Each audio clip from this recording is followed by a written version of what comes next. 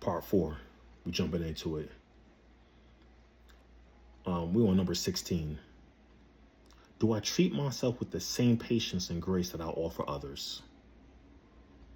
Do I treat myself with the same patience and grace that I offer others? And I'm not talking about the ones you don't give grace and patience. I'm talking about the one person or group of people or someone you have giving the most grace and patience to.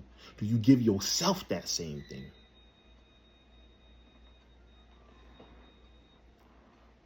And I don't want you to beat yourself up if you don't, if you have not. Maybe you ain't do it in a while. Maybe you've never done it. But it's just to recognize where we at right now. Where you at? I used to watch The Wire. And at the time, this guy was a major. And one thing he required all his officers to know is where you at. So he'd be like, where you at? Sir, I'm at such and such, Avenue D, first floor, second apartment, southwest from the entrance, back room, 3 feet from the door. This man's like, you gotta know where you at. He asked somebody else. Dude was like, oh, I'm in the police station. Bruh, you gotta know where you at. That way you can call for help if something going on. You gotta know where you at so that way you know where to go. Which direction to go. Where you at? Where do you treat yourself? Do you treat yourself with the same patience and grace that you offer others? Do you treat yourself with the same grace and patience that you offer others? We're going to 17. This is 17 right here. 17. When was the last time I felt deeply connected to my own heart? When was the last time you felt deeply connected to your own heart? Deeply connected. And I'm going to go back to another question we asked. It was like something about living your fullest life or something like that. When did you feel most alive, right? So the same thing with this. When was the last time you felt deeply connected to your own heart? Where were you at? Where were you at in life? What's your environment look like? Who was around? And when you stop feeling like you was fully deeply connected, what changed? We're going to 18. 18, here we go. Where do I keep searching for love outside when it's starving inside? Where do I keep searching for love outside when it's starving inside? Is your love for yourself, inside love, starving and you looking for love on the outside? Maybe some of us don't even know that. Let's go a little deeper with this one. This question asks you to notice the way that you keep looking outward. And I mean outward towards people, towards achievements, towards external validation. For love that your own soul is craving from you, from yourself. It's about recognizing the gap between self-love and external approval. The gap. How big is the gap between self-love and external approval? Between being filled from within and begging to be filled from without.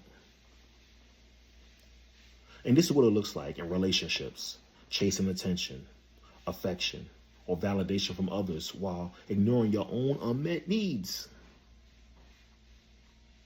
This is what it looks like from work and achievements. Pouring yourself into accomplishments. Hoping they'll prove your worth. I'm going to get this certification. I'm going to get this. I'm going to do that. I'm going to get bang, bang, bang, bang, bang. It's going to show what I can really do, who I am. Social media and recognition. Here's how it is showing this.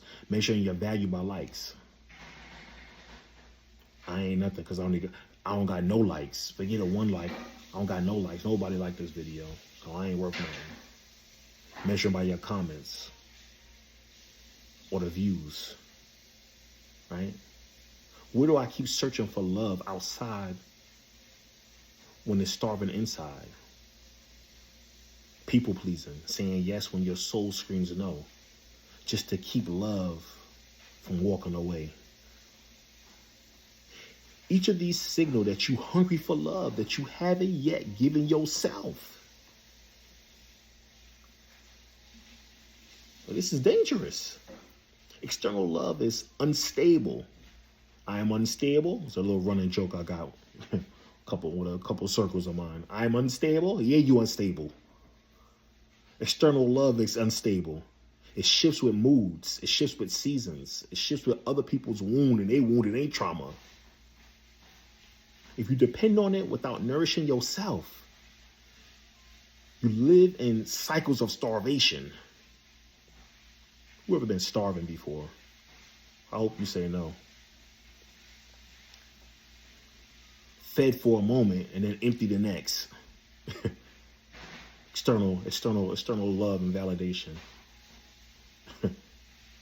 The question isn't to shame you, it's to remind you that you are first and most important when it comes to you.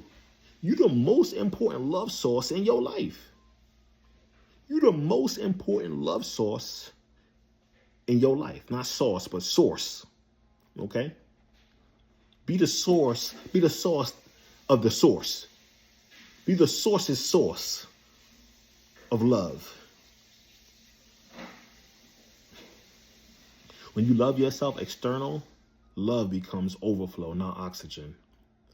When you love yourself, external love becomes overflow and not oxygen.